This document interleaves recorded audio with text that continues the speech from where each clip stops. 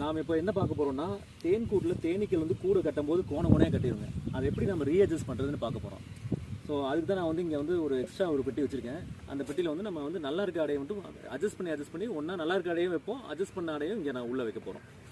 So இப்போ வந்து ஒரு ஆடை 2 ஆடை நல்லா இருக்குது, நல்லா கரெக்டாக அந்த ஃப்ரேம்குள்ளே கட்டியிருக்கு. அதை வந்து நம்ம அப்படியே எடுத்து தூக்கி இன்னொரு பாக்ஸில் வைக்கிறோம். எப்போயுமே நீங்கள் எக்ஸ்ட்ரா பாக்ஸ் எப்போயுமே வச்சுக்கிறது நல்லதுங்க. காலி பாக்ஸ் ஒரு பாக்ஸ் வச்சுக்கிட்டிங்கன்னா தேனை வந்து தேனி பாக்ஸை மெயின்டைன் பண்ணுறதுக்கு ரொம்ப ஈஸியாக இருக்கும். எக்ஸ்ட்ரா பாக்ஸ் இருக்கிறது நல்லது. ஸோ இப்போ அடுத்து இதில் பார்த்தீங்கன்னா தேனீக்கள்லாம் கோணையாக கூடு கட்டியிருக்கு. அப்படி காட்டு பக்கத்தில் காட்டுங்க.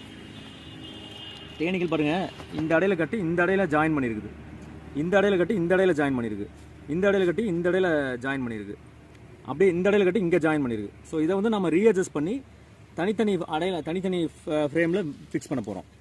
ஏன்னா ஒன்ஸ் இது பெருசாகிடுச்சுன்னா என்ன ஆகுனா உங்களுக்கு கொஞ்சம் ரொம்ப கஷ்டம் எடுக்கிறது. பாப்புலேஷன் அதிகமாக இருக்கும்போது கஷ்டம். இப்போ பாப்புலேஷன் கம்மியாக இருக்கனால நம்ம ரீஅட்ஜஸ்ட் பண்ணுறதுக்கு ஈஸியாக இருக்கும்.